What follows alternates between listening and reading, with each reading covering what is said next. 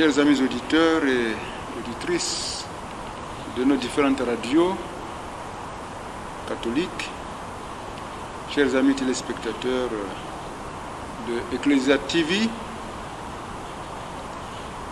l'importance des moyens de communication dans l'évangélisation, dans l'annonce de Jésus-Christ est indéniable.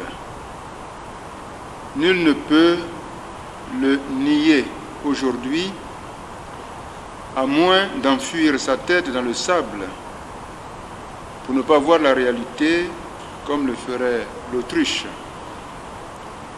Tout le monde le constate, le contemple et adhère à cet état de fait. La communication a un pouvoir exceptionnel. Si nous le découvrons aujourd'hui, l'Église catholique en Côte d'Ivoire, à travers sa hiérarchie, l'a compris il y a plus de 20 ans.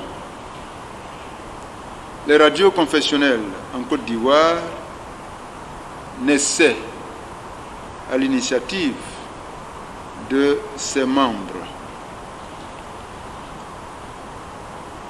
La première radio confessionnelle nationale dans le pays a bientôt plus de 20 ans.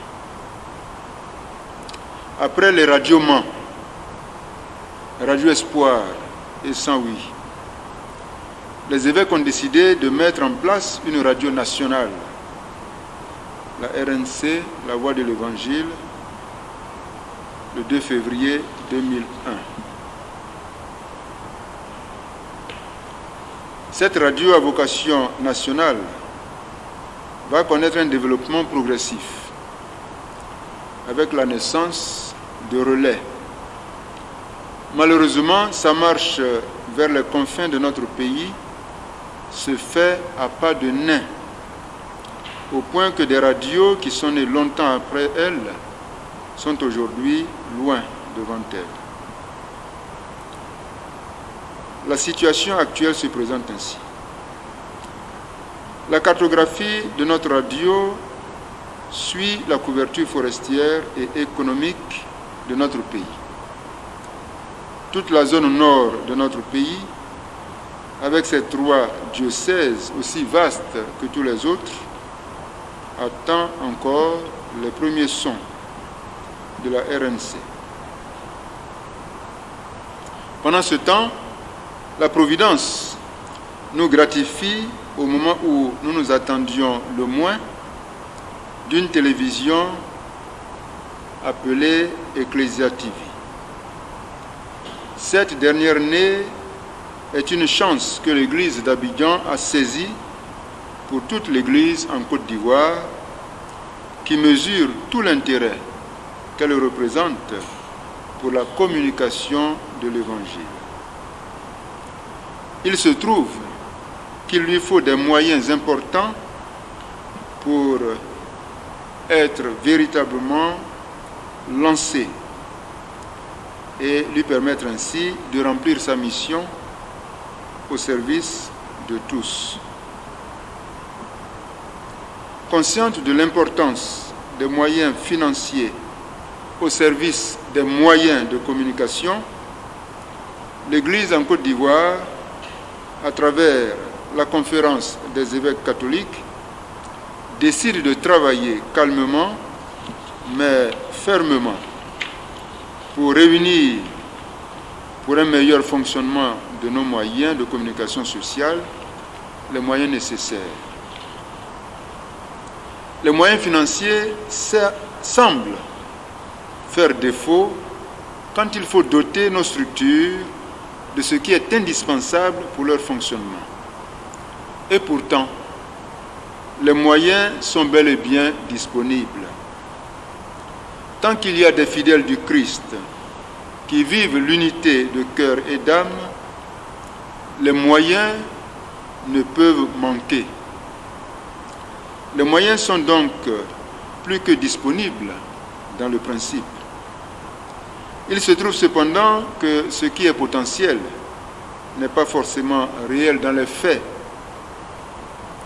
Les moyens disponibles en droit pourraient l'être dans les faits si tous les fidèles du Christ ont une meilleure relation avec les moyens financiers, particulièrement avec les offrandes impérées déjà instituées par la conférence des évêques. La conférence des évêques, par la Commission pour les moyens de communication sociale, affronte avec clairvoyance la question des finances au service de nos médias et par ricochet au service de l'Église. C'est pourquoi un appel est lancé quant à la vérité des offrandes impérées pour les médias et pour les autres œuvres de l'Église, quant à la participation à la prochaine opération d'envergure qui se prépare pour soutenir la Commission pour les moyens de communication sociale. Il est bon de noter que les offrandes impérées sont des offrandes imposées pour une finalité prédéfinie par la hiérarchie conformément aux droits de l'Église. Elles doivent être organisées et transmises conformément à leur nature. Aucun lieu de culte ne doit être épargné, de même qu'aucune messe ne doit être dispensée. Une telle organisation, conformément à la nature des offrandes impérées, devrait donner au moins la somme de 50 millions chacune des quêtes impérées. Il suffit que chacune des 500 paroisses que compte notre pays, au moins, donne 100 000 francs par quête impérée, en moyenne, pour que nous arrivions à ce montant. Nous aurions ainsi ce qui est nécessaire pour faire avancer toutes nos œuvres. L'offrande impérée pour la Commission des moyens de communication sociale est programmée au dimanche avant ou après l'Annonciation. C'est autour de cette date-là. Je voudrais inviter solennellement toute la communauté catholique à une grande mobilisation autour de cette offrande impérée, comme d'ailleurs pour toutes les autres offrandes. Mais nous savons très bien que la communication est en quelque sorte la fenêtre, j'allais dire, qui permet à l'Église de rentrer en contact avec l'extérieur. Et donc, soigner cette offrande impérée, c'est soigner en réalité toutes les offrandes impérées, puisque c'est cette communication qui a, j'allais dire, la parole et qui peut communiquer en dehors de l'Église ce que l'Église a besoin, même à l'intérieur de l'Église. Donc, soigner cette communication, c'est soigner toute l'Église. La recherche des moyens additionnels a inspiré le président de la Commission pour les moyens de communication sociale, qui a mis un ouvrage d'éducation écrit de ses mains au service de la Commission. Une opération d'envergure pour les moyens de communication sociale sera organisée autour de la vente de cet ouvrage et le revenu sera dédié au fonctionnement des moyens de communication sociale.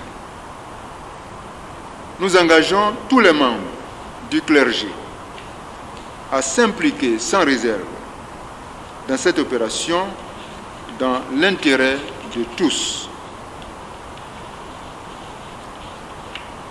Ensemble, nous pouvons porter, permettez-moi l'expression, au dos nos médias. Ensemble, nous pouvons porter au dos nos médias pour plus d'engagement missionnaire en donnant à l'Église son autonomie qui découle de sa nature. En réalité, il faut très peu pour permettre à l'Église d'aller loin. Il faut très peu. Et on ne demande pas grand-chose. Il suffit que nous soyons conscients et que nous donnons ce peu-là pour aller très loin. Ce peu permettra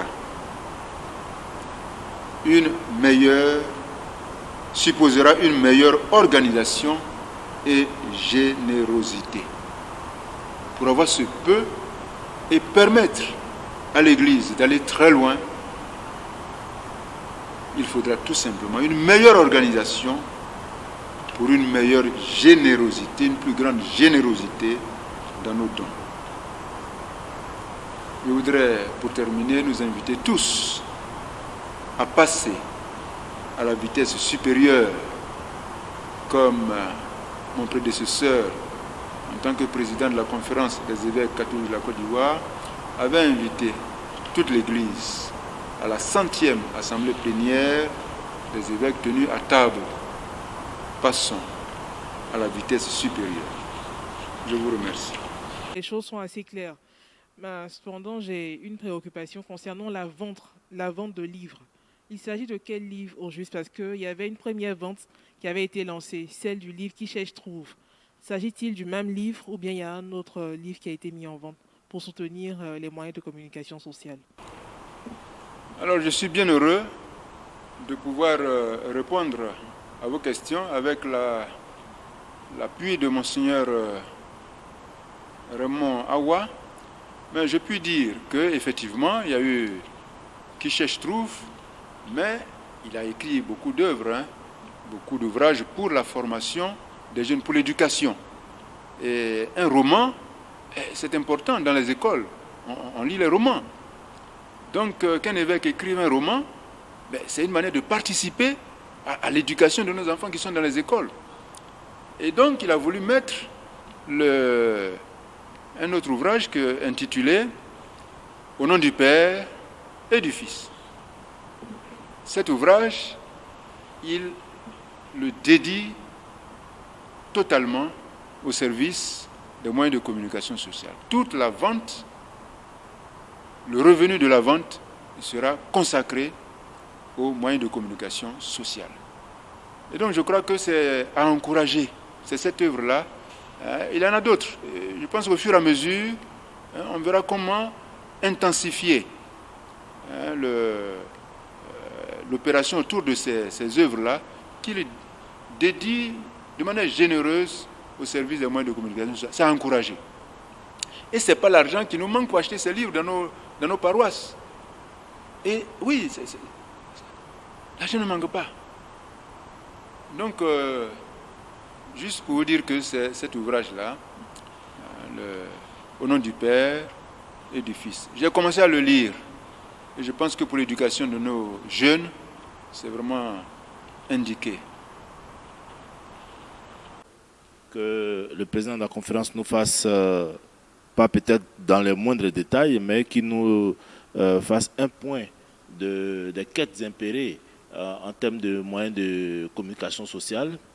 Et puis, vous lancez une opération aujourd'hui, une quête impérée, vous avez dit le dimanche avant ou après l'annonciation, c'est bien cela. Alors, pourquoi cette opération maintenant? Alors, le point des quêtes impérées pour les moyens de communication sociale, de 2014 à 2020. Asseyez-vous bien. Asseyez-vous bien. Alors, de 2014 à 2020, ça fait pratiquement 6 ans. Alors, en 6 années, l'archidiocèse d'Abidjan a donné 32 millions 92 975, soit 2 500 000 en 2014, 3 240 000 en 2015, 4 millions en 2016, 5 millions en 2017, 6 millions en 2018, un peu plus, j'arrondis. En 2019, ça a baissé 5 millions Et en 2020, 5 millions. Le résultat de 2021 viendra plus tard. Bassam, 2014, 350 000. 2015, 380 000. 2016, 450 000. 2017, 478 000. 2018, 500 000. 2019, 500 000. 2020, 500 000, soit un total de 3 158 000. Alors, je ne vais pas repasser tous les diocèses. Je vais prendre le diocèse de Gagnoa. 2014 à 2018, rien. 2019, 430. 2020, 412 700. Alors, je vais prendre le diocèse de Katiola. Katiola, alors, prenons Korogo d'abord. 220 000 en 2014. 2015, 300 000. 2016, 300 000. Et puis 2017 à 2020, rien. Donc depuis que je suis là, vous voyez, je n'ai rien rapporté aux médias catholiques. Diocèse de Katiola, 2014, 214 720. 2015, 224 000. 2016, 227 090. 2017, 112 260. 2018, 230 000. 2019, 243 000. Et puis 2020, il n'y a rien. Donc dès que je suis parti, ça s'est arrêté. Au Djenné, alors c'est seulement en 2015, on a 42 150. Alors si vous faites le total, vous êtes autour de 50 millions en 1, 2, 3, 4, 5, 6, 7, 8 ans. 7 ans. 50 millions pour tout le pays. Je pense qu'il y a une révolution de mentalité à faire. L'évêque de Bassam est là, c'est lui qui représente la commission. Bassam ne donne pas 1 million à chaque quête impérée. Alors qu'une seule paroisse de Bassam peut donner 2 millions. Merci, M. Bekeïta, pour votre question.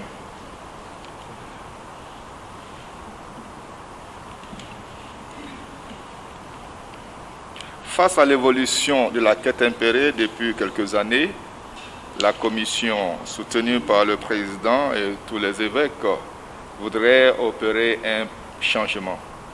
Un changement de taille, un changement radical pour ce qui concerne la quête impérée. Avant tout, la quête impérée se faisait au niveau de chaque diocèse. Et donc, c'est une quête nationale, mais chaque diocèse organisait à sa façon et à une date précise. Et donc, il n'y avait pas de date commune où on dit ce jour-là, c'est la quête impérée. Donc, le changement consiste à adopter une date. Donc, il y a eu d'abord une harmonisation des quêtes impérées en général et à trouver une date pour la quête impérée des masses médias ou des moyens de communication sociale. Cette date retenue est le dimanche avant l'Annonciation, c'est-à-dire le 25 mars, si cette date n'est pas effectivement un dimanche.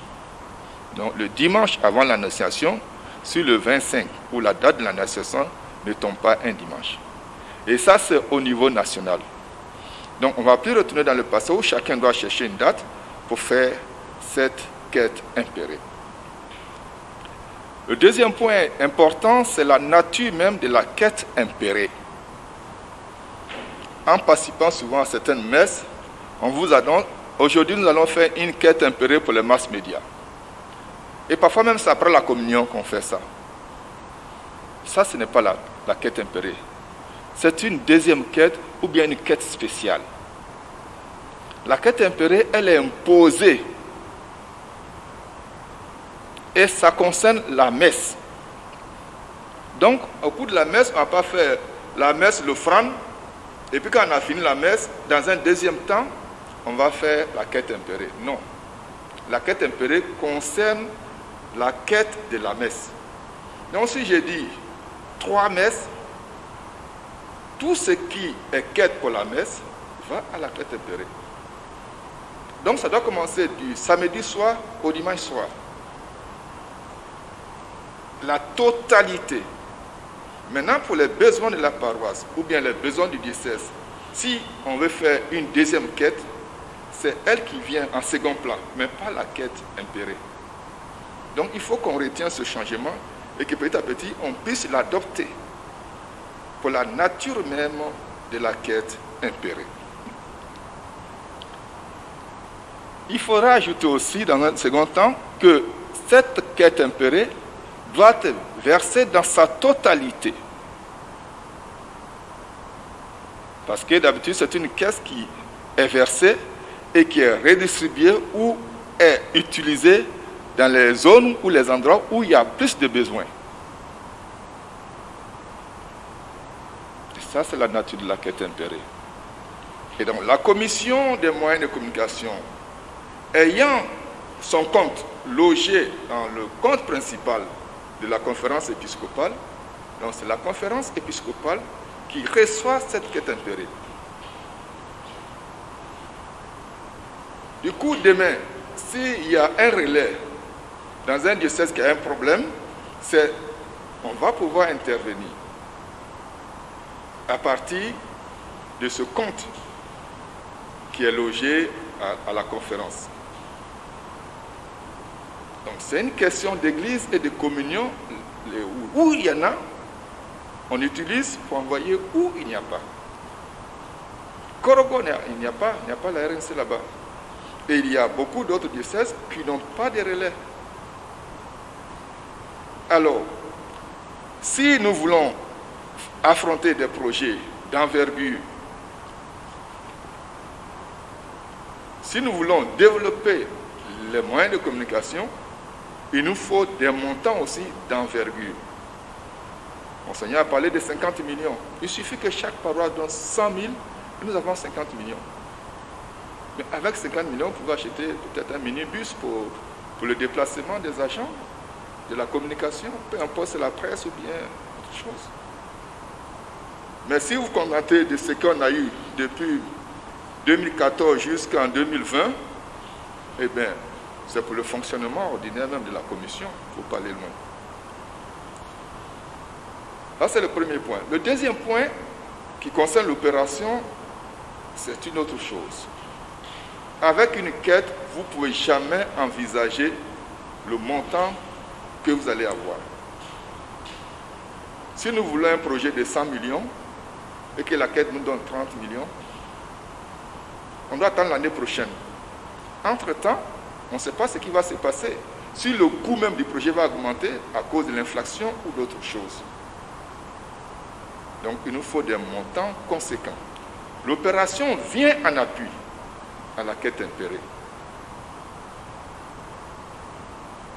Avec l'opération, si chaque diocèse accepte de prendre 1000 livres, nous avons 15 diocèses, ça nous fait 15 000 livres. Connaissant le prix de production d'un livre et le bénéfice, on peut estimer combien on aura.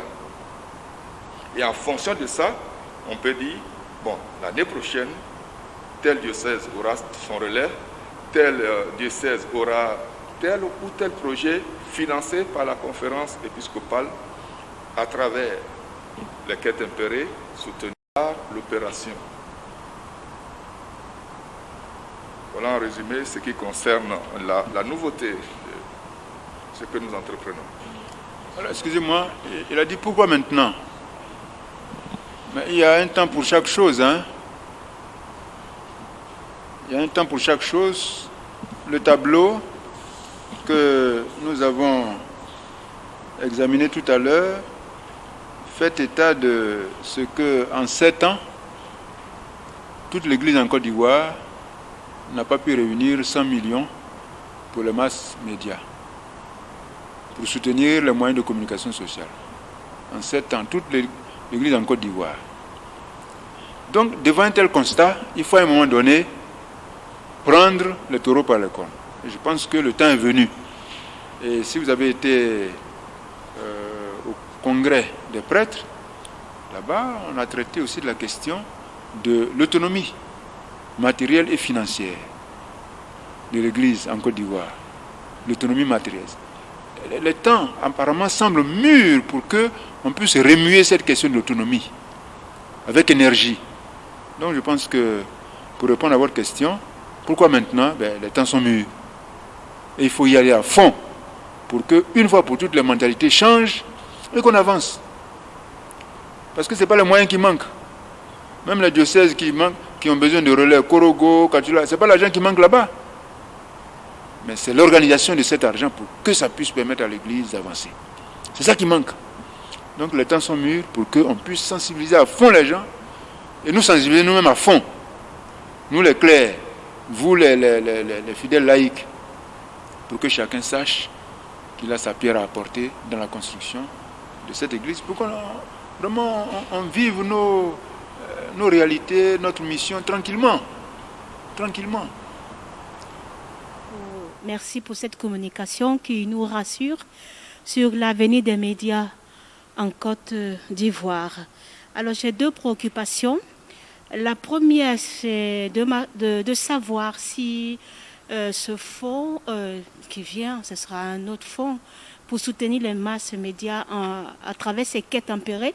Est-ce que ce fonds pourra soutenir tous les autres médias, au-delà des médias, je peux dire, nationaux? Parce qu'il y a aussi des médias catholiques qui jouent un rôle important, même si ces médias ne sont pas sous la coupole de la conférence. Est-ce que ce fonds-là le permettra aussi de les aider dans le fonctionnement? Et la deuxième question, c'est au niveau des stratégies, de l'autonomie de nos médias. C'est vrai qu'on a parlé de quête. Monseigneur a également parlé du livre. Ce sont des apports importants. Mais est-ce qu'on ne pourrait pas imaginer autre chose en faisant de nos médias des médias vraiment professionnels comme les autres médias qui arrivent à s'en sortir sans véritablement des quêtes ou encore d'autres stratégies forcément liées à des offrandes. Est-ce qu'on ne pourrait pas vraiment réfléchir à professionnaliser davantage nos structures? Je vous remercie. Alors, la deuxième question, je pense que Monseigneur, le président de la commission, se fera fort de donner la réponse. Moi, je vais essayer quelque chose pour la première question. Est-ce que ce fonds servira aussi aux autres médias? Oui, c'est une question qui se pose, mais quand on est dans l'ambiance ou la mouvance de l'autonomie solidaire, le problème ne se pose plus. Le problème ne se pose plus. Parce que nous sommes en train de marcher vers une autonomie exigée par la nature même de l'Église. C'est-à-dire une Église ne peut pas être Église et sans avoir les moyens pour faire sa charité, dans la solidarité. Nous sommes dans cette mouvance. Et on ne peut pas concevoir qu'on arrive à cela et puis les autres radios diocésaines, si elles ont besoin, ou même télévision, on ne sait jamais, si elles ont besoin de soutien, on soit indifférent. Et je ne veux pas m'aventurer, mais je sais qu'il en a été question une fois où une radio diocésaine a été soutenue par la conférence, à sa demande. Donc ceci pour dire qu'il n'y a pas de rupture entre les radios diocésaines et la radio nationale ou la télévision nationale. Il reste qu'il y a toujours eu ce projet qu'un jour on puisse, vous avez les termes pour qualifier cela, faire une sorte de synchronisation, ça a été évoqué. Donc je pense que l'option que la conférence prend, ces questions-là, on trouve leur réponse dans cette option.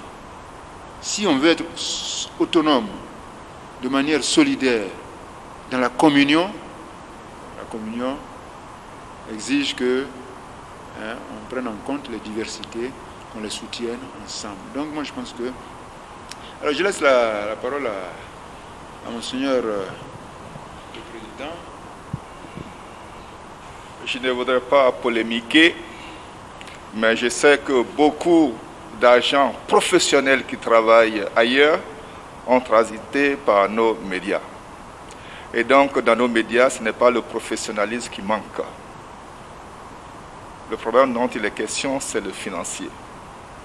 À ma connaissance, il n'y a pas de médias qui puissent être autonomes sans parrainage et sans sponsoring. Troisième élément, sans la publicité. Or, nous sommes une média confessionnelle. Et vous savez très bien qu'on ne peut pas faire de la publicité, vendre la publicité. Et donc, l'autonomie et le professionnalisme ne vont pas ensemble. Nous avons beaucoup de professionnels en matière de production, en matière d'interaction, en tout. Mais nous avons un esprit qui est différent. Les sponsors, on peut les chercher, en trouver. Les parrains aussi. Mais nous, on a décidé que notre parrain soit Dieu et notre sponsor soit l'Église. C'est ça qui fait la différence. Et je pense que, en cherchant les moyens, comme nous sommes en train de faire, nous pourrons non seulement satisfaire le personnel, mais satisfaire aussi la qualité de nos auditeurs et de nos téléspectateurs. Voilà ce que j'ai à dire à partir de mes petites connaissances en la matière. On a vu les limites dans la gestion des quêtes impérées. Souvent, comme vous l'avez signifié tout à l'heure, Monseigneur Raymond Aroa, le reversement de la totalité des quêtes. Que prévoyez-vous pour cela, pour remédier à cela, pour que toutes les quêtes soient réellement versées à la conférence? La première question. La deuxième, c'est quelles sont vos priorités exactement après ces quêtes impérées? Que prévoyez-vous concrètement de faire au niveau des médias? Alors, en prenant le système antérieur, on naviguait à plusieurs vitesses. Et donc, au moment où on parle de la quête impérée de tel diocèse, un autre diocèse est déjà en train de faire la quête impérée de cette année. Donc, il peut y avoir un décalage même de 6 mois, 3 mois. Ce qui fait qu'on ne peut pas maîtriser le flux d'argent qui va venir. On ne peut pas maîtriser. Parce qu'il faudrait suivre chaque diocèse, savoir à quel moment on fait la quête impérée, connaître le montant, enregistrer et puis réclamer l'argent. Donc, on va à retardement. Mais avec une date commune, on va demander désormais à tous les communicateurs, les diocèses, de nous faire parvenir le montant de la quête collectée. Au passage, je voudrais que ce n'est pas le fond, c'est une autre chose. Donc, cette quête collectée nous donnera le montant, même si on n'a pas l'argent avec nous. À partir du moment où le montant est communiqué, nous savons que tel diocèse nous doit. Et donc, sur la vérité, à partir de cette vérité, on peut commencer à avoir les démarches pour faire entrer les fonds. Que ça rentre cette année ou que ça rentre dans les prochaines, nous on savait que nous avons de l'argent et que nous pouvons réclamer. Donc voilà le bénéfice de l'harmonisation des dates.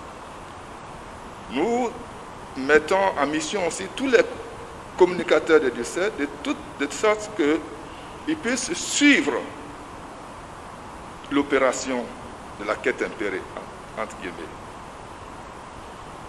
Et cette fois-ci, il est recommandé qu'ils se rendent sur certaines paroisses ciblées et qu'ils fassent une certaine campagne ou une certaine sensibilisation auprès des fidèles. Parce que l'Église travaille pour qui? Pour le peuple de Dieu. Et c'est le droit du peuple de Dieu d'avoir droit à l'information qui vient de l'Église. Et donc, les communicateurs vont se rendre sur les paroisses ciblées, vont faire la sensibilisation, faire comprendre la nature de la quête impérée, à quoi ça sert, et même présenter des projets. À ce sujet, nous avons demandé à chaque diocèse de présenter un projet. Il y a une commission qui va sélectionner 3 à 4 projets, et selon ce que nous aurons recueilli à partir de la quête impérée et de l'opération, je voudrais Au passage, il dit que l'opération va durer 2 ans. L'opération va durer 2 ans, avec une tombola à l'appui. Donc, avec ce montant, on va pouvoir financer 2, 3, 4 projets. Si chaque année on finance 2 ou 3 projets, bon, au bout de 3 à 5 ans, on aurait couvert tout le diocèse. Et alors on pourrait passer à une autre phase, le renouvellement du matériel et la modernisation du système que nous avons dans nos structures de communication. Donc il y a tout un travail à faire avec les communicateurs, avec les agents, pour que petit à petit on rentre au cœur même du peuple de Dieu et qu'on soit en communion avec le peuple de Dieu dans la compréhension de ce que nous voulons faire et puis attendre les résultats escomptés. C'est par rapport aux médias nationaux. Je parle de la Radio Nationale Catholique et de Ecclesia TV. D'abord, par rapport à la Radio Nationale Catholique, qu'est-ce qui est fait pour que tous les diocèses de Côte d'Ivoire, où on va dire la majorité des diocèses qui devraient être pourvus de relais, qui ne l'ont pas encore, puissent l'avoir. Et puis, on a les... Comment on appelle Canal Horizon? Oui. On a Canal Horizon, que nous connaissons tous. Et on est très curieux de voir, je ne dirais pas curieux, mais ça nous ferait vraiment plaisir de voir la télévision nationale catholique sur ce canal-là. Qu'est-ce qui bloque?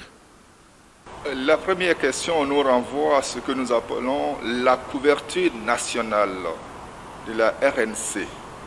Parce qu'à vrai dire, il y a des zones où des diocèses qui n'arrivent pas à capter la RNC faute de relais. Nous avons émis le projet et nous sommes en train de chercher les moyens pour parvenir effectivement à la couverture nationale.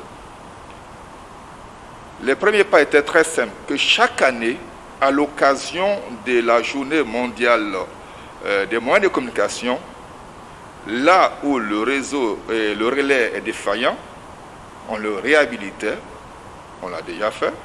Là où il n'y a pas de relais, on installait le relais. Mais pour installer le relais, il faut d'abord une salle, il faut les appareils, il faut le personnel, il faut beaucoup de choses. C'est ce que j'appelle un projet d'envergure. Nous avons fait l'expérience avec Agboville, mais même ayant le relais, tout le territoire diocésain n'est pas couvert. Donc nous sommes là, nous recueillons les doléances, nous les apprécions et avec les moyens que nous recevons, nous allons essayer vraiment de parvenir à cette couverture nationale.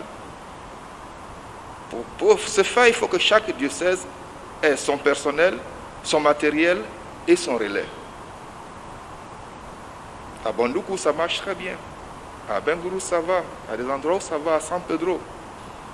Mais à Katiola, je ne connais pas le cas. Bon, à Korogo, c'est notre projet le plus imminent. Vous comprenez? Encore une fois, pour ces choses, il nous faut, pour ces projets, il nous faut des moyens d'envergure. C'est la première chose. En ce qui concerne Ecclesia TV est sur les réseaux sociaux. Donc vous pouvez, des émissions que vous pouvez suivre en direct. Ecclesia TV est sur Star Times.